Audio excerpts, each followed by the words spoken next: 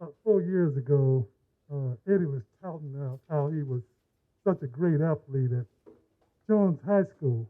And, after the 220 quarterback club, I said, Eddie, I remember when you were there. And I'm here this afternoon rather, to tell Eddie I apologize. I lied to you. I lied. I lied that, I was only 4 years old when you graduated.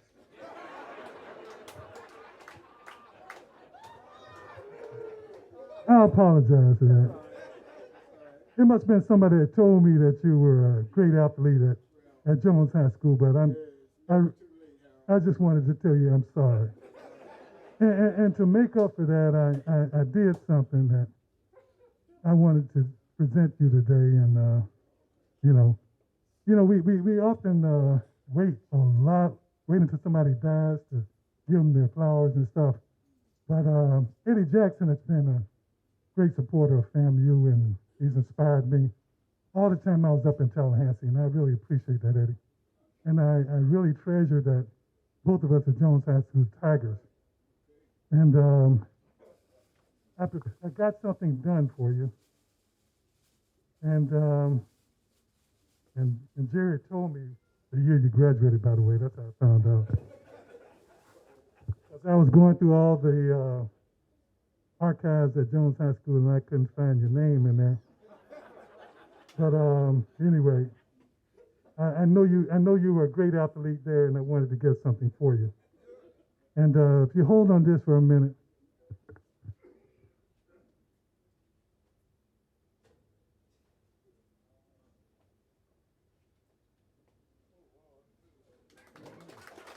All right. I went a little bit farther than that, and I asked James and Selvin, what should I put on the back? And they told me, well, a tiger for sure, because that's Jones Tiger. And we said, a rattler too. And then I said, well, we got to put something else on there, right? They said, yeah, the GOAT. And I said, that's good, because he's the greatest. He said, no, he's the GOAT. I said, well, he's the greatest, right? He said, no, he's the GOAT. Is he the GOAT or hero? No. Eddie, you are the greatest of any team, and we're glad that you are the quarterback of the 220 quarterback club. Thank you so much. And by the way, we didn't put any sports emblems on the J because there are so many that he lettered in that we couldn't have put it all on there. So I'm just trying to further his story, okay?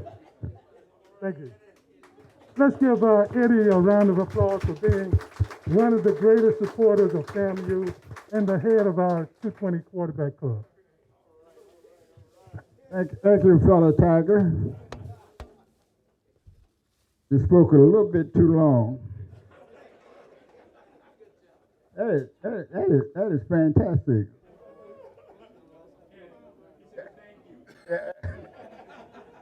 First, I want you to know these good people today raised $3,759 for a nutrition program. That goes on top. That goes on top of that. Right? That goes on top of the money we got from the press conference. So we got you covered through football season for sure. Okay. Turn the mic over. I'm so glad that from up here. I just want to give you a few more minutes to get the crowd revved up for me. How they do? How did Eddie do? Thumbs up, thumbs down? Dang. Tough crowd, Eddie. Tough crowd. Ran out of gas. Well, if you come out to our practices in our heat, you'll see some guys run out of gas too. So, but no, first of all, this nutrition, I can't thank you guys enough for what you're doing for these young men. They need it. It is brutally hot out there, and every day those guys are battling the elements, and what they put in their bodies is the best defense against this big red eye in the sky that we call the sun. So their hydration, their nutrition, their ability to replenish all of the nutrients and fluids that they lose during practice is what allows them to come back the next day and do it all over again. Okay, so don't underestimate the impact. Whether we gave $5, $500, don't underestimate the impact that this has on this program. So I thank you from the bottom of my heart. These young men are extremely grateful for it. And again, Eddie, I can't thank you enough for spearheading this, and it's going great. So just a quick update where we are. Today was practice, I think it's like 12. Practice 12 was today. Obviously, we had our first scrimmage last Saturday. Pretty good scrimmage. I thought the offense, as far as playmaking, did a really good job of making plays. They kind of moved the ball up and down the field. The biggest thing offensively we have to clean up is the penalties. We had way too many false starts, and so that's the offensive line, the receivers, really focusing in on the snap count and making sure that we're not beating ourselves. Championship teams don't beat themselves, and that's something that we're really emphasizing on the offensive side of the ball. The talent is there. The transfers we brought in, Jamari Shareed, call him K-Dot, who came to us from Texas State, was our lead receiver in the scrimmage. I think he had 5 or 6 catches for about 90 yards, 2 touchdowns. So he's shown his big playmaking ability. So you add him to the receiving core that already has Xavier Smith, a preseason All-American, local product, Chad Hunter, who we expect a big year from because he's finally healthy again. David Manigo, who was a second-team All-Conference guy last year, or 19 in the MEAC. I mean, you add K-Dot to that group, and then Chris Sanders, who had the best day of our last scrimmage in the spring, scoring 2 touchdowns. This is a very, very deep and talented group. It's the reason they dubbed themselves the Rack Boys 2.0. Of course, you guys all remember the Rack Boys of the late 90s and early 2000s with Jacquay Nunnally and Canaan Lamb, Demetrius Bendros, and those guys. Well, this group has just as much, if not even more, ability than those guys. And so we're very deep at the receiver position, a lot of playmakers, and so it should be a great year out wide.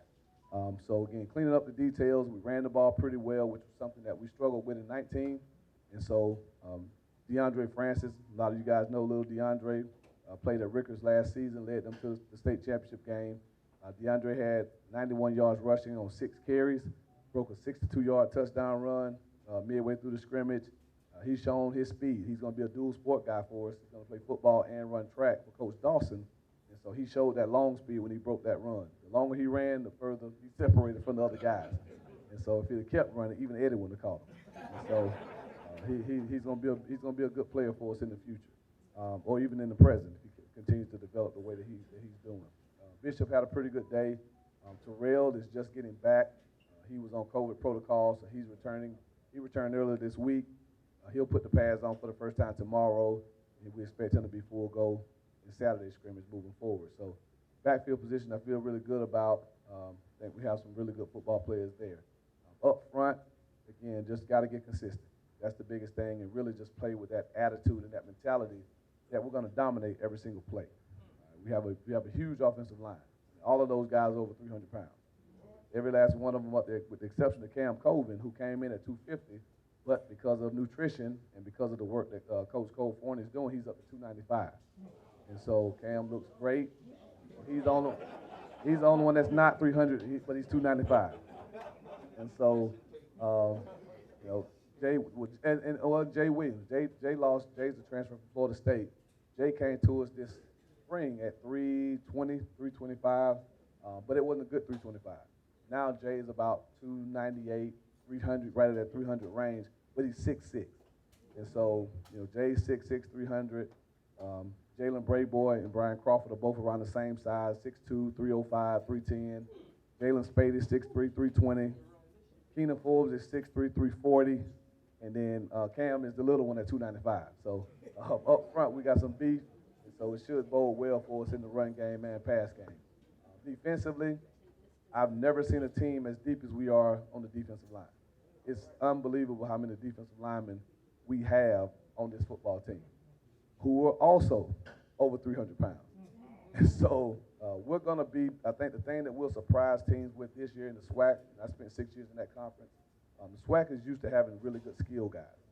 Okay, when you think about the great players from the SWAC over the years, many of them are skill guys, quarterbacks, Walter Payton, wide receivers, defensive backs. That's what they're really, really known for. So the SWAC is not that big, offensive, defensive line conference. That's the MEAC. When I got to the MEAC, I was surprised about how big the lines were in that conference. So the SWAC, the conference we're going to, is going to be surprised that we have MEAC size up front with SWAC speed out wide. So should be a pretty good combination for us. But when you look at, right now, Stanley Mentor, who transferred to us from Lane College, Stanley's 315, Gentle Hunt, freshman from Gainesville, Gentle's 300, Donald Hall's 315, Dale Palmer's a transfer we just got in, Dale's 300. Who else we got? Savion Williams is 295, but he's actually playing defensive end for us. That's a transfer from Tennessee. He's playing defensive end. Who else we got inside? The twins from Wakulla, or from Tallahassee, they played at Wakulla. They're both over 300 pounds. We're about 5 deep on the defensive line. All right? And you really only want to roll about 4 to 6 guys in there. So it's going to be hard for those guys to get enough reps. But again, that's a good problem for us to have. And then out wide, we got Isaiah Land, who I expect to have a huge year. Not out wide, but defensive ends. Isaiah Land's a guy that's been in the program since our first year. Isaiah came in about 190 as a defensive lineman. Really struggled putting on weight. He's one of those guys that it looks like the more he eats, the more his body just burns it all off. But again, because of you, he's now up to about 215. And so at 6'4", 215, and he can run like the wind. He's one of the strongest guys we have. I expect him to have a huge year. All right? Offensive tackles in this conference do not want to block, or they want to, they're not going to be able to block Isaiah Land because of his tenacity, his quickness, his attitude. I mean, he is a football player. So I expect him to have a huge year. And then on the other side, Abu Bangura is another guy we brought in that first class. Abu came in about 235. He's up to 265, playing defensive end. And so when you look at us up front, Amari Stevens is another guy who we signed out of Jacksonville 2 years ago. He's about 265, 270, playing defensive end. So you look at us in the past, we were 200-pound guys, 215-pound guys. Now we're 295 at one end with Savion, 265, 255 at the other end. But they can run. And so NFL scouts, we've had more scouts in the last 5 days than we've had in 3 years. And the one thing they all say is, Coach, you got a good-looking football team. And so they're impressed at how big we are up front, even our skill guys out wide. So we're an impressive-looking football team. Again, that's nutrition, and I think we got one of the best strength coaches in America, and Coach Cole Forney. And so I'm excited about that group. Linebacker-wise, I think we have some smart guys, not necessarily the size, but in today's game, linebackers don't have to be 250 anymore. We got one, that's Derek Mayweather. He's the 240-pound guy. The rest of them are all in that 210 to 220 range because it's about speed. Teams now want to stretch you out, sideline to sideline, and make you run. So you want to have backers who can run more so than big, thick Mike Singletary-type linebackers who are going to play in the box, right? In today's game, the box now stands from the hash mark to the hash mark, whereas back when Eddie played, it was A-gap, which center, guard to guard. That's what the Mike linebackers played back then. Y'all know Mike. Y'all know Eddie. You know Eddie played Mike. Eddie played Mike linebacker. Quarterback and Mike linebacker. Yeah, Ed Jones. You Eddie? You know what you told me? We first met. You told me to play quarterback and Mike linebacker, right? Quarterback, defensive end. Okay. Even better. So, but that's our linebackers, and then secondary-wise, I'm really excited about the secondary. Now we're a little bit banged up right now. But when we get everybody back healthy, of course, I don't even have to talk about Marquise Bell. I talk about him all the time because every scout, every reporter, that's all they want to talk about is Marquise Bell. So he's as good as advertised. You guys have seen him. I think by the time he leaves FAMU, he'll be in that conversation with some of the all-time greats that have played at this place. He is special. I mean, everything that people think about Bell, he is that and more. He's 6'3", he's 205 pounds, he's a 4'4", 40 guy. He can jump through the roof, and he will knock you into the next millennium. Not even next week, next millennium. He hit Bishop so hard in the second play of the scrimmage, I about stopped the scrimmage right then. Don't hit my running back like that, Marquise. So he's a special guy, and but we're excited because we just got Antoine Collier, who's a transfer from Central Florida, who just got in this week. So Antoine's another 6'2", 200-pound defensive back. Actually played high school football for Coach Roll down at South Ridge. He's a pro prospect as well. So now our secondary between those two guys, Javen Morgan, Eric Smith, Courtney Cox, Troy Hilton, the Bowler brothers who transferred to us from Marshall, who came from Ocoee. We're deep.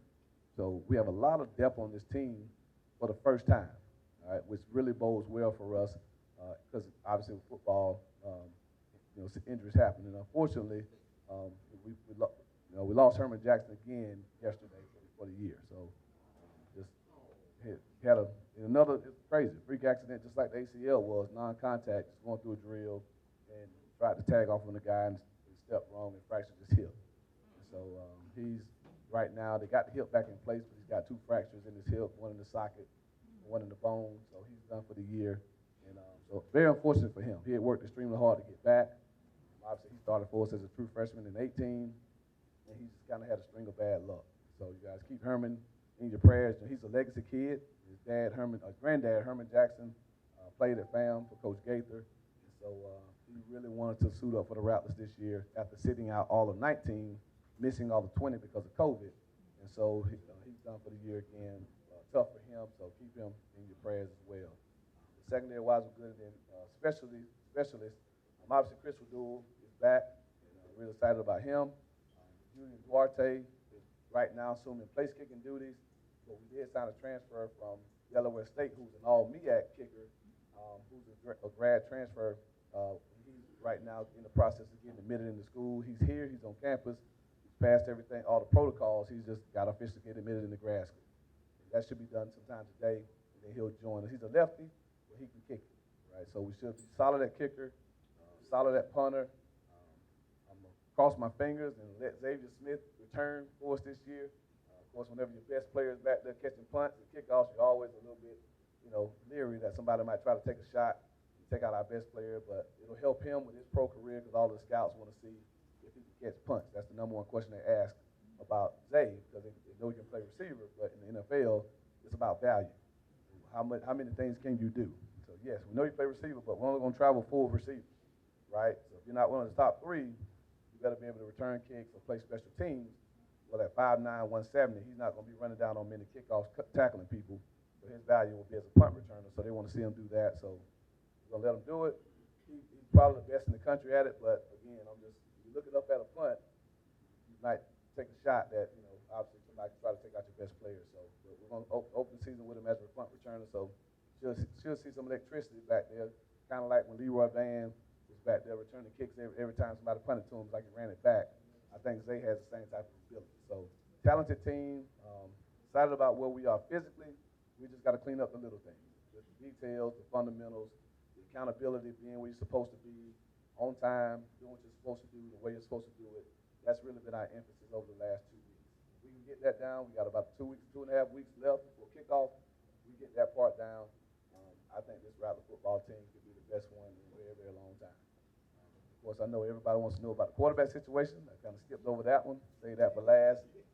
We'll settle on a quarterback starter after this Saturday scrimmage.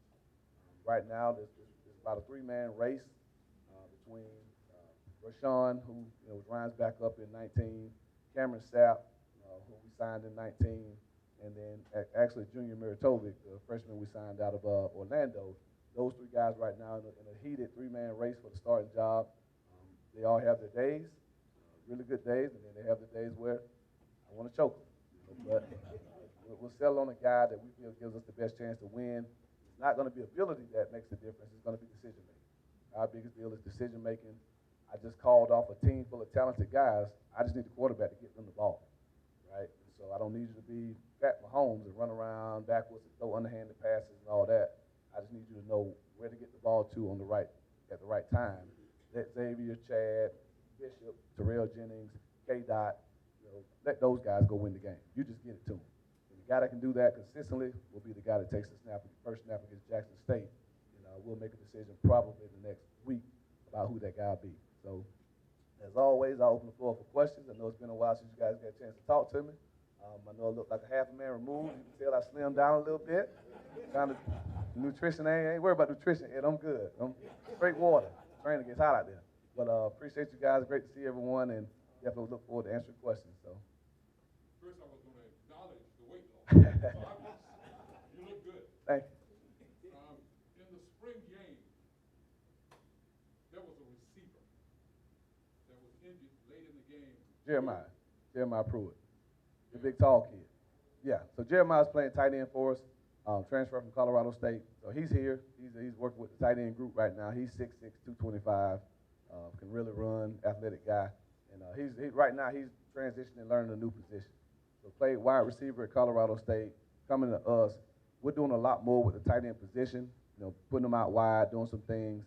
And so that's where he'll flourish. And so he's learning that new position now. But when he gets that down, he's gonna be a big time player for us. But he's fine. Even if we had played last season, the first game of the year is always a question mark. You never know how, after taking months off of playing. I mean, if you play your last game in November, December, even January as a bowl game, the next game doesn't start till September. That's 9 months on the high end. So you're talking about 10, possibly 11 months, so somewhere in that range, 9 months between playing. And so we got new guys. We have 2 freshman classes. All right, we have the freshman we signed in 20, who didn't play last season. We got the freshman class we signed in 21, who played high school ball last fall. And so we have about 40-some guys who have never played a college football game. The first one is going to be in an NFL stadium in front of God knows how many fans on national television, right? And what's been dubbed as the Black College Game of the Year. So you always worry about the mindset of an 18 to 23-year-old, right? So for us, the biggest thing I try to focus on is what I can control. And that's making sure that we practice good habits, right? So we talk about the false starts. Like, that's why I'm so big on them about that now, because that's the kind of stuff that'll get you beat in those type games. They're going to be jitters across the board. The first 11 guys that take the field for FAMU are going to be anxious and nervous. The 11 guys that take the field for Jackson State are going to be the same way, right? And they have a lot of guys that haven't played either, because he's apparently turned his whole roster over with transfers and high school guys. There are a bunch of guys who played for them this spring that are no longer part of their team. Okay, their starting quarterback, his son, played high school football last year, right? And so it's going to be the same on both sides. Now, the difference for us is with Xavier, or Fadul, for Chad, they haven't played in over 650 days. And so it'll take a little bit of time before they just get back used to playing a live football game. We did have 2 scrimmages this spring against other teams. We scrimmaged West Florida, and we scrimmaged Albany State. So that was good for us to be on the field against someone else this spring two times.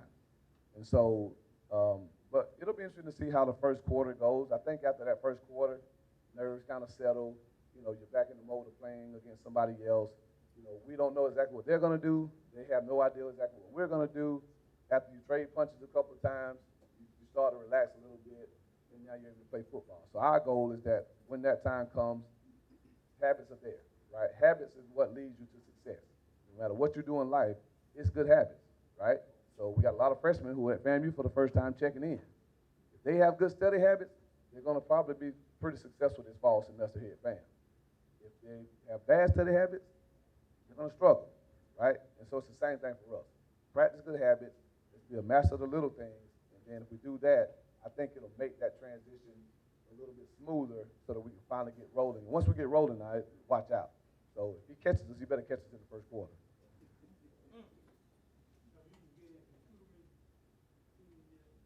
Which team?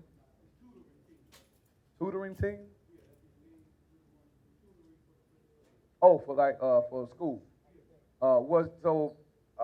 VP Gaucher and his team are really working with Dr. Hudson to work through those issues to get more tutors. I think it'll be a lot better this year, being that we're now back to an in-class setting. The virtual setting really made it tougher because our guys need face-to-face.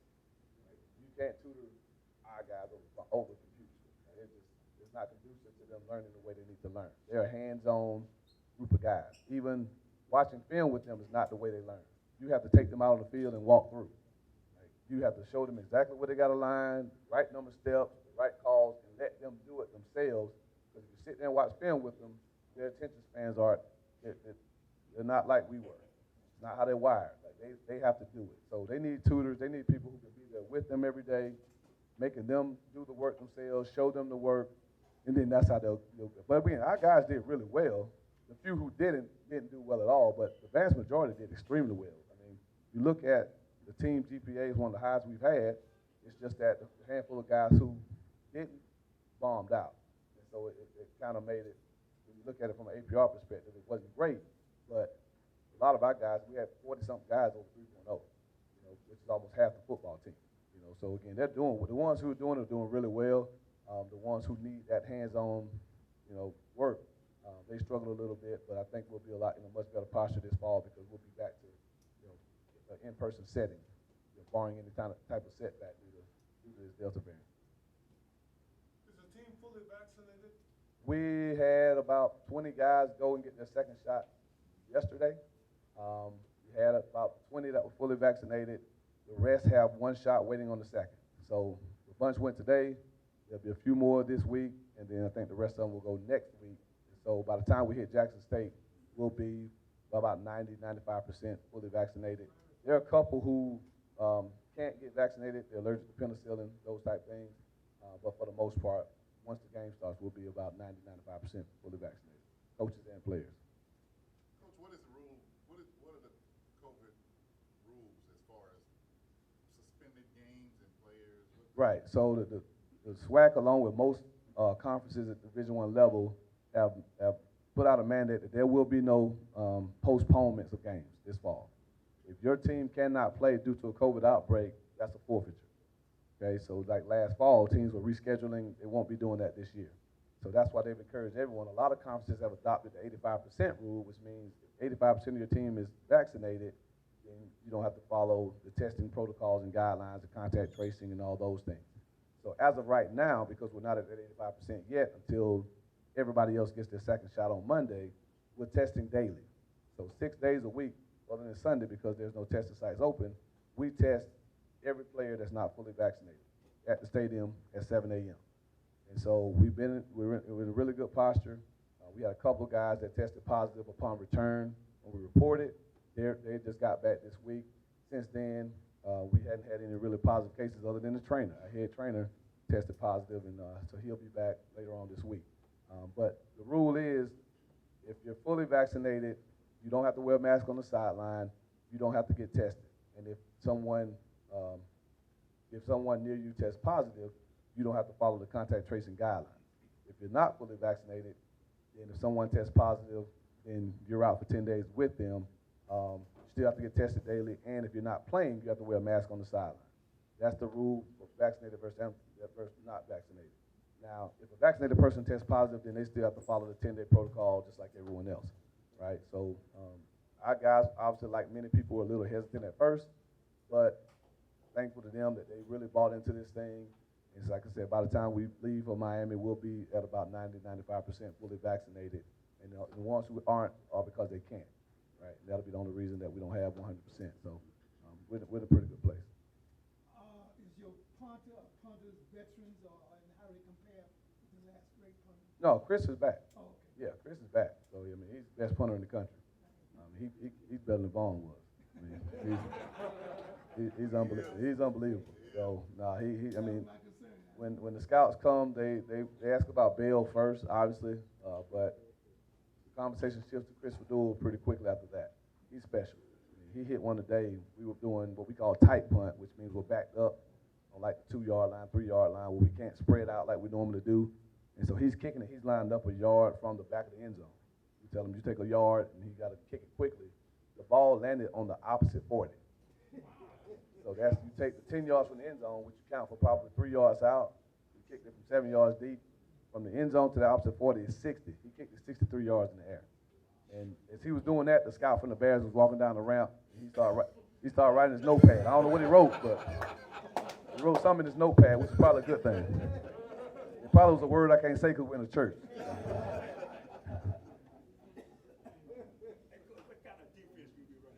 We'll be a lot more aggressive than we were last year, in 19.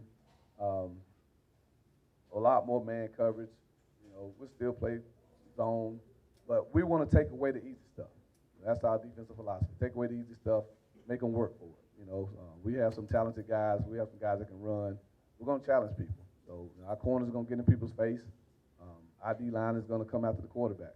We're not going to sit back and do as much reading, as we did in the past. We did what we called a read front for years, which, we play with your hands, find the ball, get to the ball. Now it's come off the football and find the ball on the run. and that's kind of the defensive philosophy we'll have. So we'll be a lot more aggressive, and with the guys we have up front, you should see a lot more tackles for loss, a lot more forced fumbles, a lot more interceptions because the quarterback's got to get the ball out of his hands. So I'm excited to see, how it all comes together. They're still working through the details of it now with two new coordinators, but I'm excited about what we could potentially be if we just, do the little things right on that side of the ball.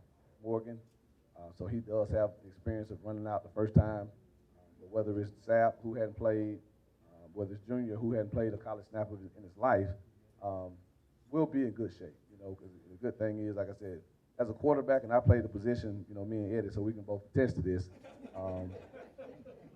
it's a lot easier when you don't feel like you have to win it, right? And so I use a saying, I got it from my old college coach, Tommy Bowden, where I say, just drive the car, right?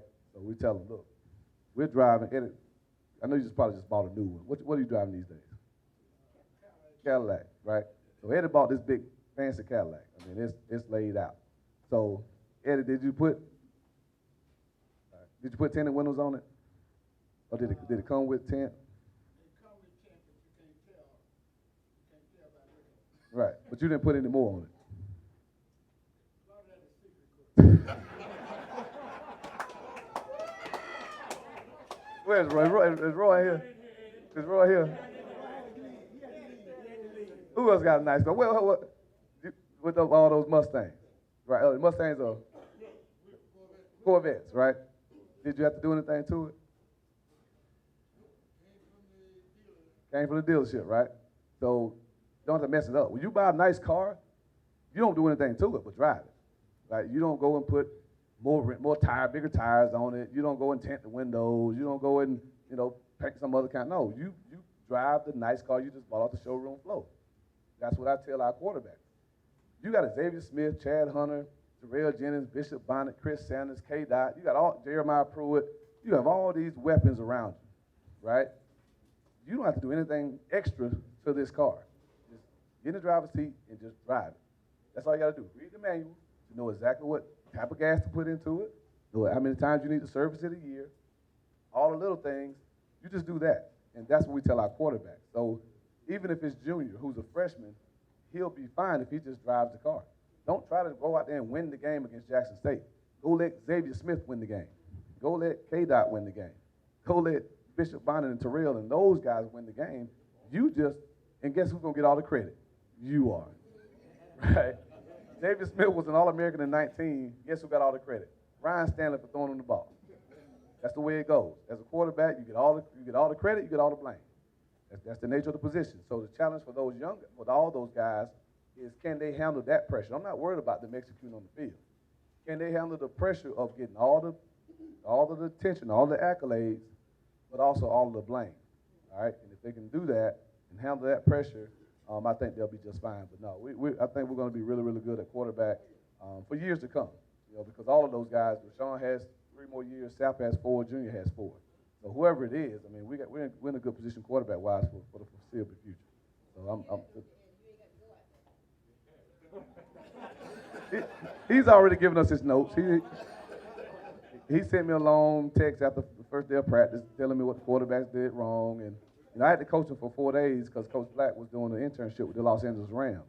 So I had to coach the quarterbacks until he got back. So, yeah, Eddie told me, what drills we needed to run because I was doing the wrong drills with them. And he got me right. After that, I was in pretty good shape. Coach, with the COVID and everything, like I know last year when a lot of teams travel, they travel with multiple buses more than enough. Is that going to be still the protocol this year? Well, we'll have a plan. I think the big key, though, is the vaccination. Because if we're vaccinated, then we're fine. The problem back then was nobody was vaccinated. So you worry about if somebody on the bus tests positive, then the whole bus shut down. But now, we're going to take the bus, and everybody on the bus will be fully vaccinated. So in the unlikely or untimely event that somebody, once we get to Miami, tests positive, that person will be sent back to Tallahassee. Everybody else will be good to go. Coaches, players, support staff, it's the whole 9. So we should be okay. We'll still do 2 to a room. So we want to incur a whole bunch of extra costs having to go single rooms and do all that. So the team getting vaccinated really solves a lot of problems. And so, like I said, we'll be in great shape by the time we leave going to Miami. Coach, I know you can only control what you can control. And I know that you control the situation with the COVID when you are with the players and given your game situations and all the practice and all that. But how do you attempt to get the players to understand that they can increase their exposure if they go around people or environments that are unvaccinated and would increase their risk of? Yeah, that's a great question. That's a challenge. Yeah, that's a great question. So, of course, I've talked before here, or not here, but in the past about our 7 F's, words within our program. Well, that word yesterday, Tuesday, our word is fast. And so people typically think that means, how fast we are. We're a fast football team. That's part of it. We want to have a sense of urgency. We want to be a fast offense, a fast defense, or whatever. But we made these guys understand that, of course, I profess Christianity, and in the biblical sense, fasting is about sacrifice. So when you decide to fast, you're going to give up something, most of the time food, that's essential. We need food, right? We cannot survive without food. But we tell God, we're going to give up this essential thing for a time in the hopes that you bless me, something greater comes, right? Just did this interview. I want this job. Lord, I'm going to fast and hope that you see my sacrifice, you'll bless me with this job, So we tell the guys within our program that word fast is about that sacrifice. We're going to have to give some things up this season that we really, really like, that we feel might be essential in order for something greater, right? We all been to FAMU, right? I was there for a short period of time, but I was still there. I grew up here, so one thing I always have to battle on the recruiting trail, which is a lie, but I still have to battle it, is this whole party school myth, right? FAMU's a party school. Well, they say that because we get down. We do, right? 700 students moved in yesterday, another 700 moving in today. By the time August 23rd next week, it's going to be 9,000 students here, 9,000+ students in Tallahassee going to FAM. There'll be another 40-some thousand in Florida State. There'll be another 25+ at TCC, right? We get down in Tallahassee. So partying is an essential part of life in Tallahassee as a college student. So we're telling our guys, we're going to have to sacrifice that, all right, at least for the time being now. And I made it plain and clear. You want to have the best chance to live a normal college life, get vaccinated. Because if I'm going to go to Tennessee Street, if I'm going to go to Top Flight, if I'm going to go to the moon or wherever, I have a much better chance of not being infected if I'm fully vaccinated, all right? Or if I do get infected, I have a much better chance to survive it, not to be hospitalized. So, when we made it plain and clear to them, that's when they were like, okay, yeah, it makes sense now. And like I told them, I'm not a coach who's going to get up here and talk about political things. I'm not going to talk about religious things.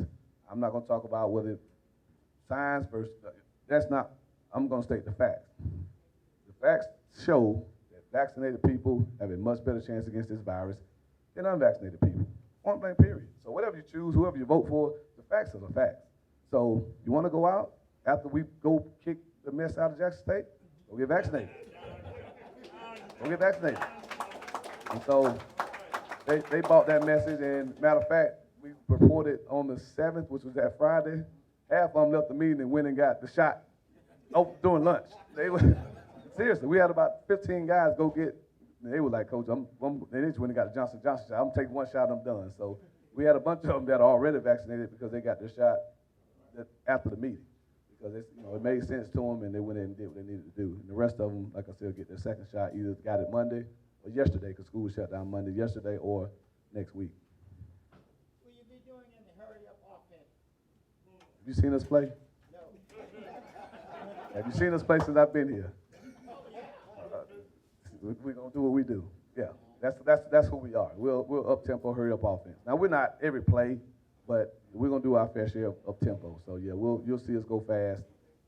We'll do a little bit more with personnel this year, so you can't be fast when you change the personnel, but we pick our times when we want to go extremely fast. Yeah, you'll see us go up tempo. Coach, who are your leaders on this team? Oh, that's a tough one.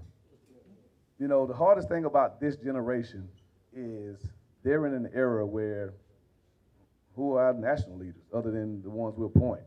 Like, back when we were growing up, it wasn't just the president. It wasn't just, I mean, we had people in our communities that were leaders. We had, you know, Martin Luther King wasn't appointed by anybody. He just chose to, Martin, Malcolm, I mean, they weren't appointed. They just chose to pick up the mantle and go with it.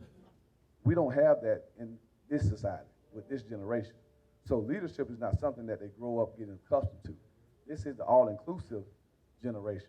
So you're encouraged to be in the end with everybody else, right? So no matter who you choose to serve, no matter, you know, your sexual orientation, no matter, you know, where you come from, we're all in this thing together. Well, what that does is it takes leaders out because everybody's in it together. Nobody feels like a leader. You gotta be okay being not liked if you're a leader, right? And so our guys don't want to not be liked. So it's hard finding guys who are willing to step up and take that mantle. We're trying to develop some, you know, obviously whoever separates themselves as a quarterback will have an opportunity to lead. Naturally, guys follow the quarterback. But, you know, right now, I can't definitively say that we have that alpha male that we had in Elijah Richardson. You know, in 2019, E. Rich was that guy. He was old school. I'm going to call your butt out. In front of your brothers, I'm going to call you out. We don't have that yet. You know, we're trying to develop it. We'll have some leaders naturally, but we got to teach them. We got to teach them how to lead. We got to teach them what leadership looks like. Most of them think it's vocal or verbal. We got to teach them that leadership ain't always barking and yelling. Leadership is sometimes just, you know, a nice, hey, come on, man, let's get going. Just to that one person who you see that's not really giving it to you. You know, just an intimate conversation. That's leadership. So we have some guys who try to. Bishop Bonnet really wants to try to lead. PJ Bowler, who's one of our transfers, you know, called a player-only meeting after practice today. You know, we had a few guys who missed breakfast check this morning. And I was pretty stern about the consequences next time that happens. And so he called a players-only meeting. Bishop called a players-only meeting about the locker room. The equipment manager on too many occasions had to say, guys, keep the locker room clean. And so Bishop started with the freshmen. Hey, freshmen, you guys are going to start cleaning the locker room. And that's not hazing. That's just, you know, making them clean the locker room. But now so some guys are starting to separate themselves that way. But I love to see Keenan Forbes lead. You know, he's the guy that all the pro scouts are asking for. I love to see Marquise Bell lead. I love to see Zay and Chad lead. But their natural personalities are more introverted and not alpha males. So, but they'll end up being leaders for us. We just gotta teach them the right way. Coach, you touched on it. How's the new locker room working out? Oh, it's been amazing. There's not a day I walked in there and smelled like a locker room. So that's the first thing. It smells great, you know, but because of the ventilation system, you know, we're practicing. Those guys are sweating profusely. Shoes are wet. Shoulder pads are wet. You know, helmets are wet. But when they put them in the locker, we got 3 different vents that suck all that moisture out, and it kills all that bacteria. And so with the new floor, okay, we had carpet before, so all of that stuff soaks into the carpet. Well, it's not there anymore because we have a floor. We just sweep all that stuff up. And then they come by and sanitize it, you know, frequently, clean the floors. So it's been great. You know, it's amazing. The guys, they bought in. You step on that rattler, you owe me right then, 10 push-ups. You touch that rattler. So we meet in the locker room as a team. You'll see, but there'll be nobody being near that rattler head. They take pride in that rattler, and that's what you want. So it's been a godsend for us. The next phase, you know, once we start talking about expansion, I really would like a team meeting room because it's still just not conducive to meet that many guys in the locker room. Because the spacing is not really conducive to keeping their attention. Because the configuration, you got some guys that got to sit in the back behind lockers or sit behind you, and you don't want that. So in the next, when Eddie hits the lottery, he told us he's going to build us a state-of-the-art team locker room with stadium-style seating and all those good things. So that'll be the next thing. You touched on Jackson State briefly. I looked at them in the spring, and I say we will mollywop them. But you got a new team out here. Have you looked at them, and what do you think of the conference? No, I mean, I hadn't looked at them since this spring. We have their film. They have our film. So they saw us from 19. We saw them from this spring. So the only scouting we'll get to do is what the 4 games we saw from this spring. They'll get to scout the 4 games we sent them from 19. So again, first games of the season are always, you know, trying like that because college football is the only sport where there are no preseason games. Every other sport you do exhibitions. Our basketball team just went to Puerto Rico. They had 3 exhibition games, right? Those games don't count on their record. They get to try some things out. They get to, you know, work through some details, some kinks. For us, we get dropped in the grease week 1.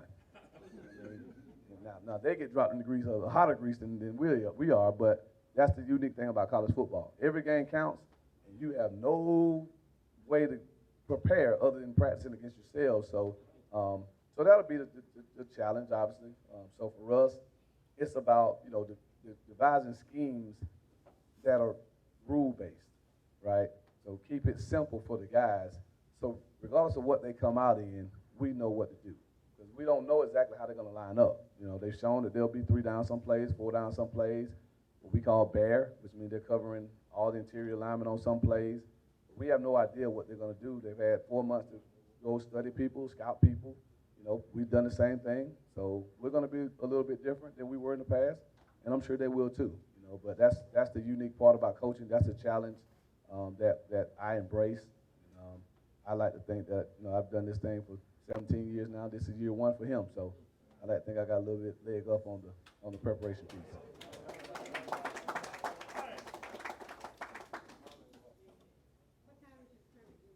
What time is the scrimmage on this Saturday?